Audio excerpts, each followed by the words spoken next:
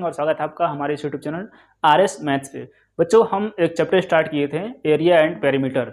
तो हमने सबसे पहले डिस्कस क्या होता है कि पेरीमीटर कैसे निकालते हैं और उससे संबंधित कुछ एग्जाम्पल हमने करवाए थे। यदि आप किसी भी क्लास में 5th में हैं, 6th में हैं, 7th में या फिर 8th में हैं, यह चैप्टर आपके सिलेबस में है और आपके बुक में भी है। तो यदि आपको भी इस चैप्टर में दिक्कत आ रही है तो आपको क्या करना है, इस वीडियो को देखना है और इस कंसेप्ट को समझना है। बच्चों, मेरा मानना ये है कि जब आप कंसेप्ट को क्लियर करके पढ़ते हो तो आपको रटने की आवश्यकता नहीं पड़ती है। आप कंसेप्ट को जब भी आपका कंसेप्ट क्लियर रहेगा तो आपको किसी भी चैप्टर में प्रॉब्लम नहीं आएगी। तो हम सबसे पहले स्टार्ट किए हैं पेरीमीटर और एरिया।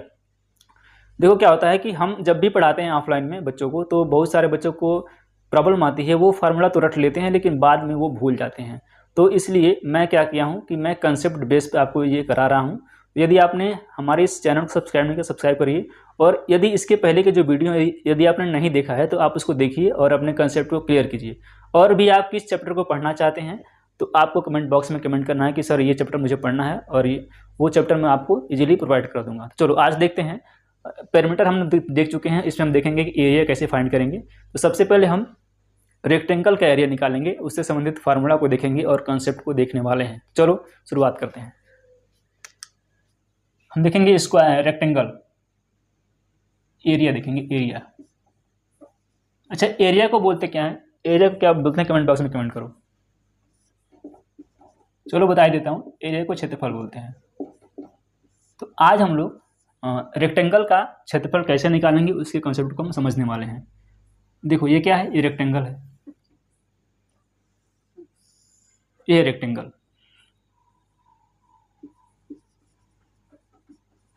रेक्टेंगल इसको बोलते क्या है हिंदी में, आयत बोलते हैं। ठीक है, देखो अब सबसे पहले बताओ एरिया क्या होता है, यानी कि एरिया होता क्या है उसको आपको बताना है कि एरिया क्या होता है। ये ABCD एक रेक्टेंगल है, इसको आप एक पार्क भी मान सकते हो। सबसे पहले ये बताओ कि एरिया होता क्या है। अब समझते हैं कि एरिया क्या होता है। मान लो ये कोई बाउंड्री है, ठीक है, ये बाउंड्री है और ये बाउंड्री के अंदर का पार्ट है ये पूरा, ठीक है, ये बाउंड्री के अंदर है। तो जो भी इस मान लो इस पर कुछ, ये बाउंड्री या फिर एक रूम मान लो, अपना रूम का जो फर्श होता है फर्श मान लो, तो इस फर्श पे मान लो कुछ टाइल्स लगाना है, ठीक है, मान लो ये टाइल्स लग गया, ये टाइल्स ही लगाना है। तो जब भी आपको टाइल्स लगाना होता है या फिर छत लगाना, मान लो ये दीवार है या फिर टाइल्स जो भी मान लो, तो इसके अंदर का जो भी ये हिस्सा होगा उसको हम बोलते हैं एरिया, ठीक है।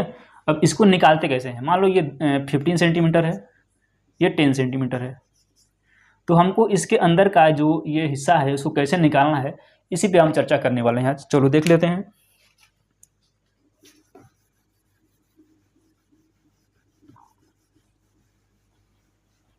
देखो रेक्टेंगल का एरिया कैसे निकालेंगे। एरिया को हम क्या करते हैं, एरिया को लिखते हैं एरिया। तो इसको कैसे डिनोट करते हैं, ए से हम इसको क्या करते हैं, डिफाइन करते हैं, डिनोट करते हैं। एरिया इक्वल टू क्या होता है, लेंथ इंटू ब्रेथ। पता है एल को लेंथ कहते हैं और बी को ब्रेथ, यानी कि लंबाई और चौड़ाई। इसको आपस में मल्टीप्लाई कर लेंगे तो ये आ जाएगा आपका एरिया। लेकिन इसका एक यूनिट होता है, मान लो ये सेंटीमीटर में है तो इसकी यूनिट क्या होगी, सेंटीमीटर स्क्वायर होगी। अब सेंटीमीटर स्क्वायर क्यों होता है, बहुत सारे बच्चों को ये नहीं पता होता है। देखो एल दिया है, मान लो 10 सेंटीमीटर दिया है, और बी दिया है मान लो 5 सेंटीमीटर दिया है, ठीक है।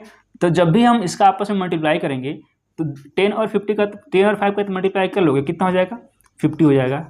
लेकिन जो इसकी यूनिट है मान लो सेंटीमीटर या फिर मीटर है, इसका भी तो मल्टीप्लाई करोगे, नंबर का तो मल्टीप्लाई कर लिए, लेकिन जो इसका यूनिट है इसका भी तो मल्टीप्लाई करोगे। तो सेंटीमीटर इंटू सेंटीमीटर हो जाएगा सेंटीमीटर स्क्वायर। तो यूनिट हमेशा ध्यान रखना, यदि आप यूनिट नहीं लगाते हो तो आपका क्वेश्चन गलत हो सकता है। गलत नहीं होगा लेकिन आपको मार्क सही से नहीं किया जाएगा, तो ध्यान रखना है। ये होता है एल इंटू बी, यूनिट का स्क्वायर। यूनिट मतलब जो भी रहेगा, सेंटीमीटर रहेगा, मीटर रहेगा, किलोमीटर रहेगा, जो भी रहे। तो बेसिकली हम छोटे एरिया को कवर करते हैं तो सेंटीमीटर या फिर मीटर में रहेगा। चलो मान लो ये एक रेक्टेंगल है और इसकी लेंथ यानी कि लंबाई जो है 10 सेंटीमीटर दी हुई है, और इसकी ब्रेथ यानी कि चौड़ाई है वो 8 सेंटी यानी कि 8 सेंटीमीटर दिया गया है। तो इसका एरिया फाइंड करना है। एरिया कैसे निकालोगे? बस सिंपल सा कुछ नहीं करना है, जो ये फार्मूला है A is equal to L into B. तो ए इज इक्वल टू क्या करो, ए इज इक्वल टू क्या होता है एल। एल की वैल्यू कितनी है 10, तो यहाँ 10 लिखो। बी यानी कि ब्रेथ, चौड़ाई कितनी है 8 सेंटीमीटर है, तो इसको लिखो 8। इसको मल्टीप्लाई कर दो, 10 8 जा 80 यानी 10/80, 80 सेंटीमीटर स्क्वायर। ये क्या है? एरिया निकल गया। मान लो ये क्या था, इसके अंदर का जो भाग है ये पूरा आ गया, यानी कि एल इसका कितना 10 था और बी इसका कितना था 8 था, तो इसका एरिया कितना आ गया 80 सेंटीमीटर, यानी जो इसके अंदर का भाग है वो 80 सेंटीमीटर स्क्वायर है। चलो एक और क्वेश्चन लेते हैं।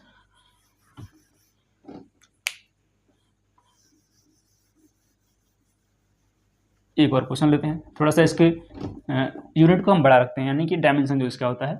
देखो मान लो हमने रख दिया कितना, इसकी जो लेंथ है 16 सेंटीमीटर रख दिया, इसकी जो ब्रेथ है वो कितना रख दिया 11 सेंटीमीटर रख दिया। अब निकाल लो, ये 11 है, ठीक है। देखो ए इक्वल टू क्या होता है, A equal to L into B होता है। एल की एल मतलब कितना, एल है तुम्हारा 16 सेंटीमीटर यानी कि 16 सेंटीमीटर, और बी कितना है, बी है 11 सेंटीमीटर, ठीक है। एल की वैल्यू कितनी है 16 सेंटीमीटर है और बी की वैल्यू कितनी है 11 सेंटीमीटर है। बस इसको मल्टीप्लाई कर लो, एरिया निकल जाएगा। और मल्टीप्लाई कर लेते हैं, 16 इंटू 11 मल्टीप्लाई करो, 1 6 जा 6, 1 1 जा 1, फिर 1 6 जा 6, 1 1 जा 1, ये 6, ये 6 और 1 7, ये 6 1 सॉरी, तो कितना आ गया 176 सेंटीमीटर स्क्वायर। ये क्या आ गया, इसका एरिया आ गया इतने का। एक क्वेश्चन लेते हैं मीटर वाला, ताकि ये डाउट ना रहे कि सर मीटर वाला नहीं करना है, सेंटीमीटर वाला के छोड़ दिए। चलो देख लेते हैं मीटर वाला भी।